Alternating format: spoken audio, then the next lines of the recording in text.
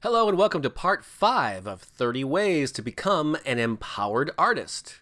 I'm Bob Baker, by the way, the guy who's delivering these daily messages to you. And why me? And what do I mean by empowered artist?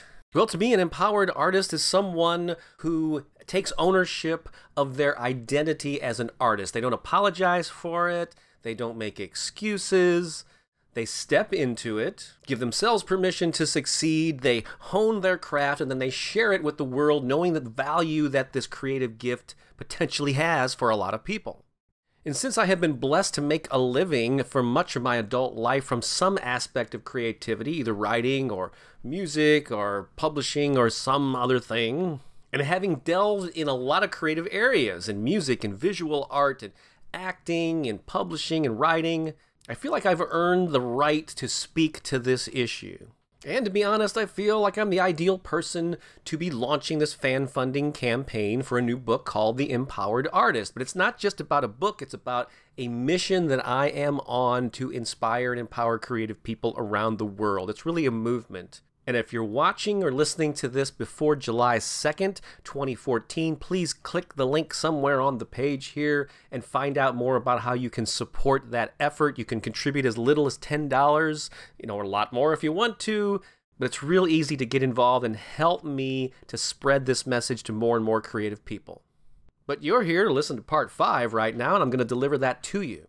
So over the last 3 parts, we talked about the importance of honing your craft and finding your voice and being prolific, and it sounds like a lot of work. And yes, there is activity and energy that needs to be expended in order to do this. Another thing you might be thinking to yourself is, where am I going to find the time? And this is the classic excuse that creative people make. Well, I would paint more or write more, but geez, with my schedule, I just don't have the time.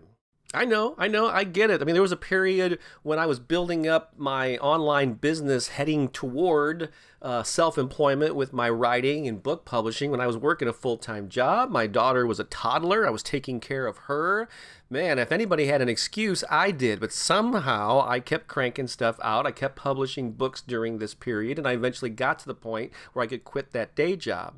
Now, you may not even aspire to do this full-time, and that's fine, but I'm just telling you, you can find the time. You need to make the time. To be a truly empowered artist, you need to carve out time on the calendar to do this stuff. Otherwise, you're just sort of a dabbler with wishful thinking.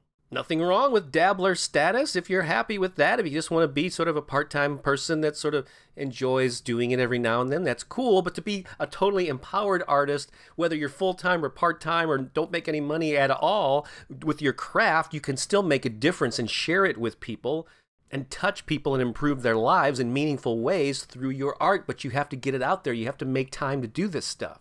So this part 5 is all about making your art and time to work on it a priority. It's getting over this lack of time excuse.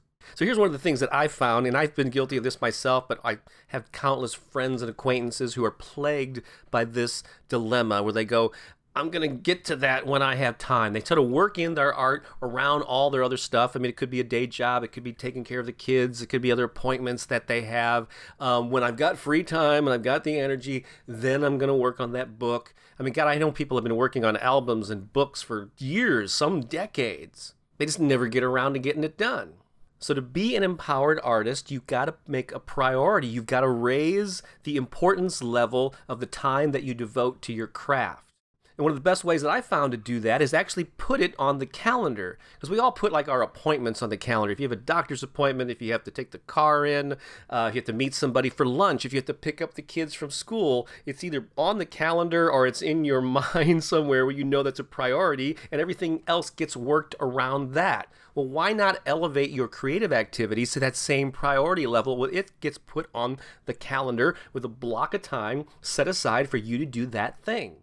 And yes, you got to work this out with your family and your friends and, ask them to respect this time that you have set aside. But you could do this. You could get up earlier in the morning if that's what it takes. You could stay up later at night. You could say, look, family, friends, spouse, significant other, I'm going to spend time with you in these ways. Make sure that you make them a priority too. But then say, I've got to carve out time for myself to feed my soul and to do this great thing with my art.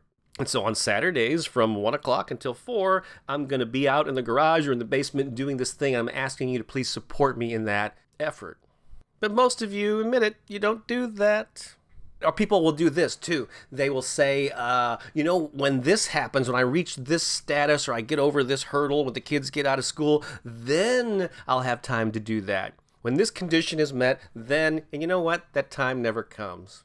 You're just feeding yourself a bunch of bullshit. I'm sorry I had to bleep that out. Family friendly, you know.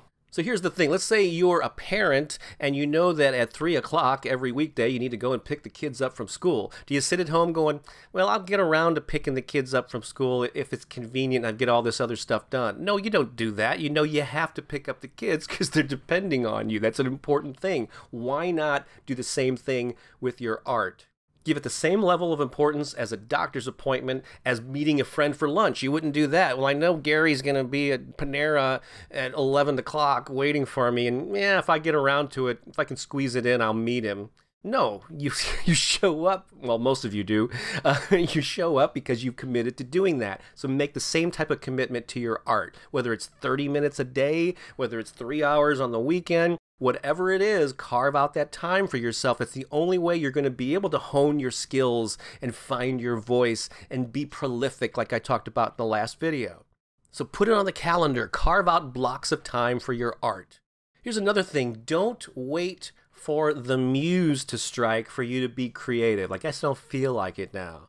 Condition yourself to be creative or to work on your craft, whether you feel like it or not, whether you feel inspired or not. Just do it. And I learned this from publishing my own newspaper for 10 years and even working in the corporate world for 5 years in communications. There were deadlines, and whether I felt like writing the article or not, it had to be written. So I sat down and got it done. I may not always have been eager to start writing it, but I got it done. That's another little trick that you can do to yourself. If you're not feeling it, if you're not feeling particularly inspired or creative in the moment, trick yourself and say, I'm just going to sit down for 5 minutes and write a couple of sentences, or maybe sketch out a couple of lines. Just strum a couple of chords on the guitar to work on that new song. Just say, I'm just going to do it for 5 minutes and that's it.